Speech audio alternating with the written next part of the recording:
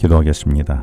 하나님 아버지, 이 아침 고린도 교회의 분쟁을 묵상하며 오늘의 내게는 어떤 문제가 있는지 살피게 하여 주시옵소서. 예수님 이름으로 기도합니다. 오늘 묵상할 말씀은 고린도전서 1장 11절로 12절 말씀입니다.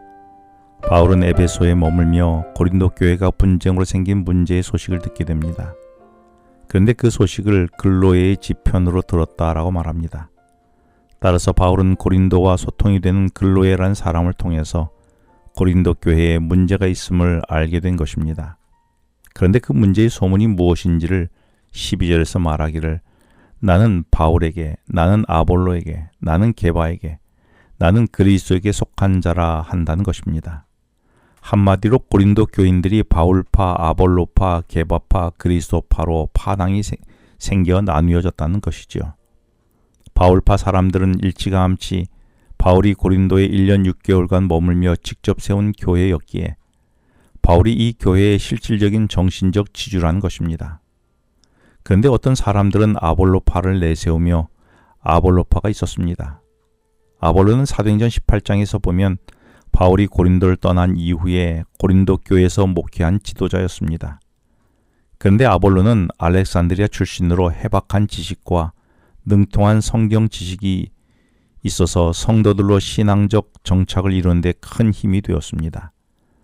따라서 아볼로파는 교회를 견고하게 세운 성도들의 신앙적 지주였던 아볼로를 따라가며 그가 정통이라고 말하고 있었던 것입니다. 다음으로는 게바파가 있었는데 게바는 헬라식 이름인 베드로의 히브리식 이름입니다. 굳이 고린도 교인들이 헬라식 이름인 베드로파라고 하지 아니하고 히브리식 이름인 게바라고 말을 사용한 것은 철저하게 유대인의 관습과 의식을 강조했던 유대인들이 예수님의 정통 제자이며 초기 교회의 지도자인 베드로를 강조하며 신약 교회의 기초는 베드로임을 강조하고 그래서 게바파를 언급한 것입니다. 그리고 참 우스꽝스러운 것은 마지막 그리스도파입니다. 우리는 모두 그리스도에게 속한 사람들입니다. 그러니 본질적으로 말하자면 모두가 그리스도파인 것이죠. 그런데 이런 의미로 그리스도파라고 말했으면 괜찮은데 서로가 바울파, 아볼로파, 게바파라고 말하며 파당을 형성하니 자신들도 다른 파와 구분을 짓기 위하여 하나의 파당으로 그리스도파를 만들어버린 것입니다. 오늘 우리 신앙 공동체에 일어나는 분쟁은 주로 어떤 것들입니까? 나를 중심으로 파당을 짓는 것은 아닙니까? 그래서 우리라고 말씀하신 공동체를 나와 너를 구분하여 이질적 존재로 서로를 여기며 경계한 것이 아닌가요? 우리 교회는 어떤 파당이 있습니까? 이렇게 자신의 이름으로 파당을 형성한 일에 바울과 아볼로와 베드로 그리고 예수님이 원하셨을까요?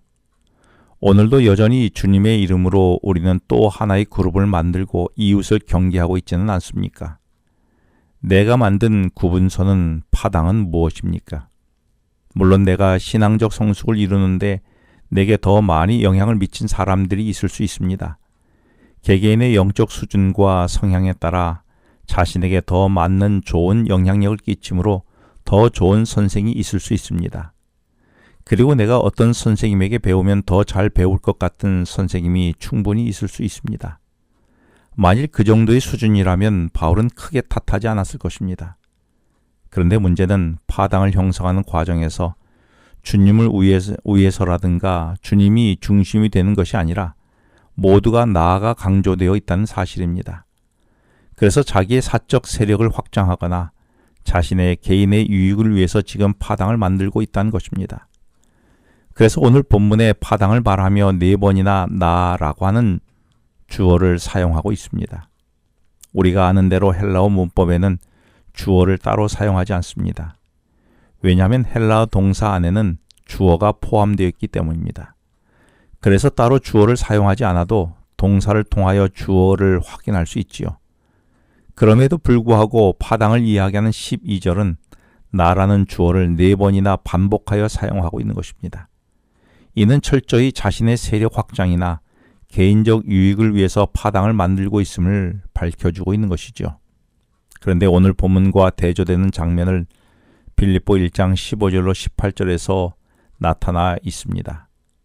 이 내용은 바울이 옥중에서 빌립보 교회를 향하여 보내는 마지막 편지인데 그 내용에서 선한 마음으로 복음을 전하는 자도 있고 투기와 분쟁하는 마음으로 복음을 전하는 자도 있었다고 했는데 18절에서 바울은 그럼에도 불구하고 나는 오히려 기뻐한다 라고 했습니다. 왜 바울은 투기와 분쟁하는 자들이 있음에도 오히려 기뻐한다고 말했을까요? 그리고 고린도전서 1장의 내용과는 무엇이 다를까요?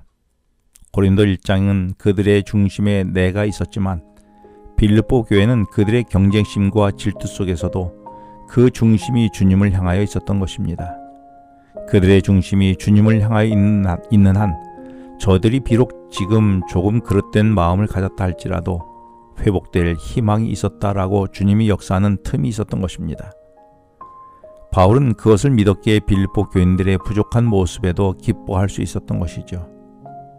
하지만 고린도 교회 성도들은 그 중심에 주님이 아니라 내가 있어서 나의 세력을 형성하려는 이기심을 붙들고 있었던 것입니다. 오늘의 나는 어떻습니까?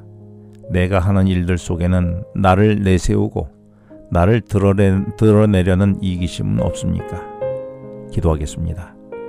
하나님 아버지, 저의 이기적 마음에 나를 내세우는 파당을 형성하지 않고 형제를 모두 사랑하게 하여 주시옵소서. 예수님 이름으로 기도합니다. 지금은 개인 기도 시간입니다. 오늘 주신 말씀을 묵상하면서 주어진 기도 제목과 개인 기도 제목을 놓고 기도하시겠습니다.